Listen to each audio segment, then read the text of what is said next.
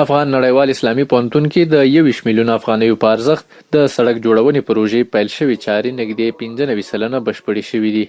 د دغه پروژې د جوړولو چارې د لوړو زده کړو محترم وزیر شیخ الحدیث مولوي ندا محمد ندیم لخوا څه موده وړاندې پرانیستل شوې وې چې د پلان مطابق یې د ټولو برخو کارونه نږدې 95 سلنه بشپړ شوي او تمه ده چې په نږدې وخت کې پاتې چارې هم بشپړې شي. د پوهنتون د مالیې او اداري چارو مرستیال کاري عبدالستار حیدري د اندازې څرنګوالي او د پروژې اړوندو برخو په اړه وایي. یاد سړک تقریبا 2500 متر دی چې څه کم 3 کیلومتره راځي او بر د دې سړک ټول د ویالیو پیاده رو سره 9 متر دی چې په هغو کې 3.5 متره ویالو پیاده رو راځي او هغه مستقیم سړک چې په هغه باندې ماشان تګ راتګ کوي 5.5 متره هغه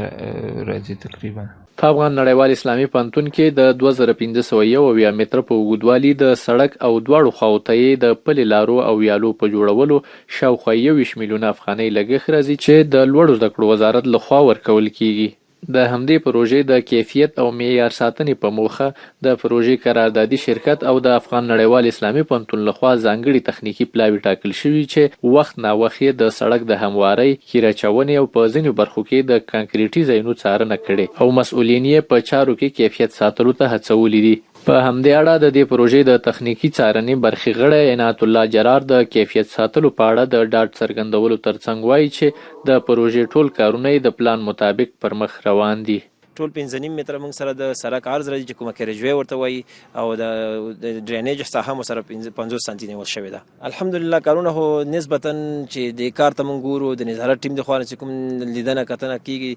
نو کارونه ډېر په کیفیت سره روان دي. ټول الحمدلله بيخي د کیفیت مطابق تر سره شوي دي تر اوسه او ان شاء الله روان هم د مخته د کیفیت مطابق تر سره کیږي ان شاء الله.